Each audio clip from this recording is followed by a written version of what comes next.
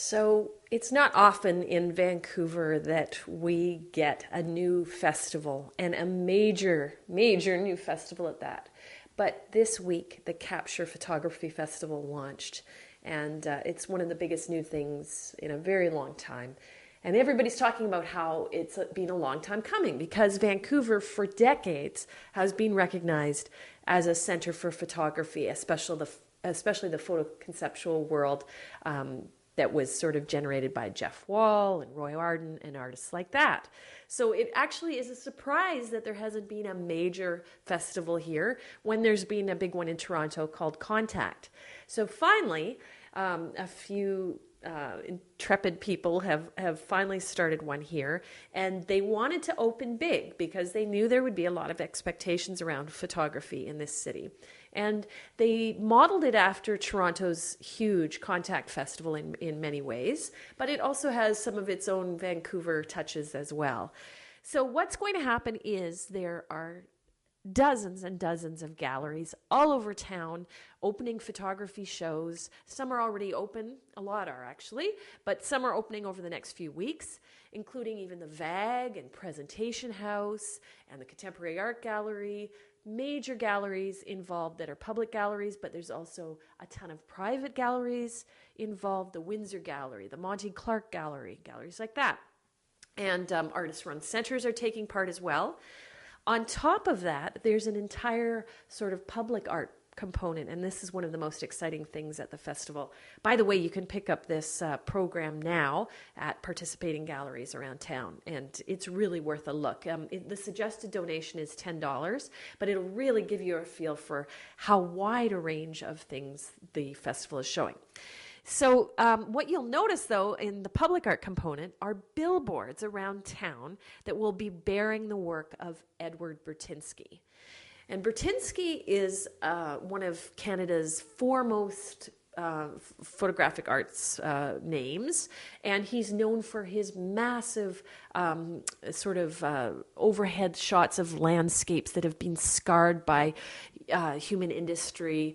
And his newest series of work all has to do with water and the way humans have sort of diverted waterways, put it into hydroelectric projects, caused dry riverbeds, huge shots of dry riverbeds, and even everything from surfing competitions to things like that. So some of these new works will be spread across billboards across town, and you'll be able to look at them.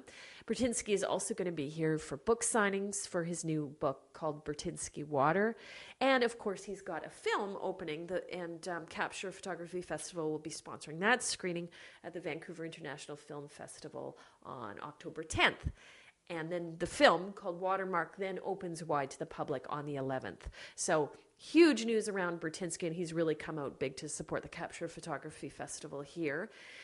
Elsewhere, there's an important show at the Museum of Vancouver. They already have an exhibit up of old street photography called Fonzie's Photos.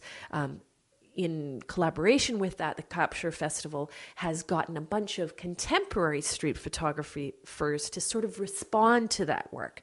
So you'll see the work of Lincoln Clarks. He's taken a whole new series of people riding bikes in urban settings. And Angela Fama has a bunch of very emotional portraits and things like that. So head down to the Museum of Vancouver. That show's open.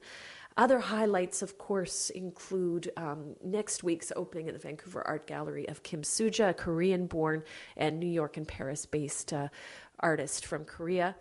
You'll notice throughout the festival, there's not only a mix of highbrow and lowbrow art, that is big, expensive gallery artists like Burtynsky, but then you'll see like celebrity photographs by people like Greg Gorman, who's got a show opening at the Pendulum Gallery, and you'll see shots of like Tom Waits and Johnny Depp. So that's a big show that people can check out, but very different from some of the other work. And then the other thing that's happening at Capture Photography Festival is you'll see tons of emerging artists and tons of artists who are mixing photography with other art forms, or they're digitally altering photography, that sort of thing. So it's not sort of just traditional photographs. It's manipulated works of art. What they're calling it capture photography festival is actually lens-based art, and that way that you could just be an umbrella term for all these different things you're going to see there.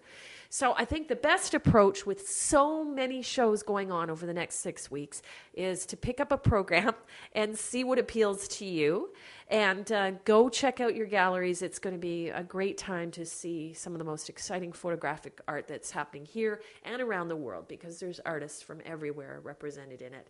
And have a great time. I know I'm looking forward to seeing some of it too.